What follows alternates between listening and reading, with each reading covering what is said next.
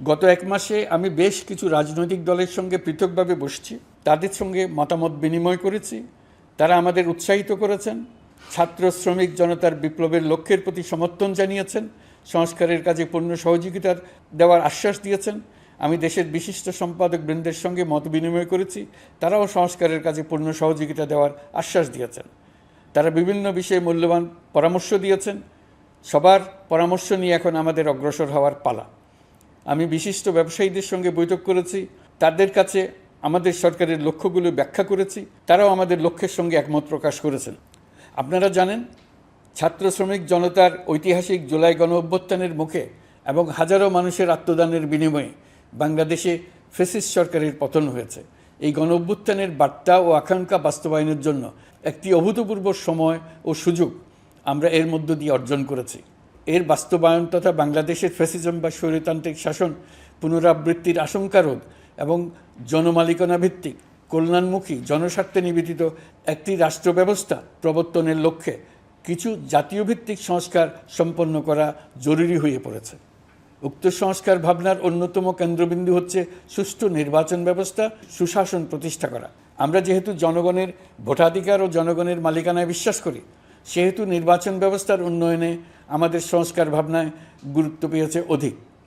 আমরা মনে করি নির্বাচনের নামে সংখ্যাগরিষ্ঠতার একাধিপত্য ও দুঃশাসন মানুষের উপর চাপিয়ে দেওয়া বা এর মাধ্যমে এক ব্যক্তি বা এক পরিবার বা কোনো গোষ্ঠীর কাছে সকল ক্ষমতা কক্ষীগত করে রাখার কোনো ক্রমেই গ্রহণযোগ্য নয়। এসব আশঙ্কা রোধ করার জন্য নির্বাচনের সাথে সম্পর্কিত নির্বাচন কমিশন সহ অন্যান্য প্রতিষ্ঠানগুলোর সংস্কারের কথা আমরা ভাবছি।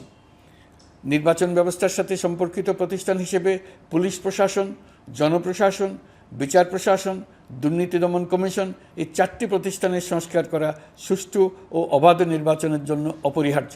এসব প্রতিষ্ঠানের সংস্কার জনমালিকানা ভিত্তিক, জবাবদিহিমূলক এবং কল্যাণমূলক রাষ্ট্র ব্যবস্থা প্রতিষ্ঠায় অবদান রাখবে বলে আমি বিশ্বাস করি। এর পাশাপাশি সমাজের সকল স্তরের মানুষের প্রতিনিধিত্ব ও স্বার্থ নিশ্চিত করার জন্য এবং জুলাই গণ অভ্যুত্থানের বার্তাকে প্রতিফলিত করার জন্য সাংবিধানিক সংস্কারের প্রয়োজন আমরা অনুভব করছি। এসব বিষয়ে সংস্কার করার প্রাথমিক পদক্ষেপ হিসেবে আমরা প্রাথমিকভাবে 6টি কমিশন গঠন করার সিদ্ধান্ত নিয়েছি। এসব কমিশনের কাজ পরিচালনার জন্য বিষয়ভিত্তিক অভিজ্ঞতা বিবেচনা করে 6 জন বিশিষ্ট নাগরিকের নেতৃত্বে এই কমিশনগুলো পরিচালনা করার দায়িত্ব দিয়েছি। নির্বাচন ব্যবস্থা সংস্কার কমিশনের প্রধান হিসেবে দায়িত্ব পালন করবেন ডক্টর বদিউল আলম মজুমদার। পুলিশ প্রশাসন সংস্কার কমিশনের প্রধান হিসেবে কাজ করবেন জনাব সরফরাজ চৌধুরী। বিচার বিভাগ সংস্কার কমিশনের প্রধান হিসেবে দায়িত্ব পালন করবেন বিচারপতি শাহ আবু নাঈম মুমিনুর রহমান।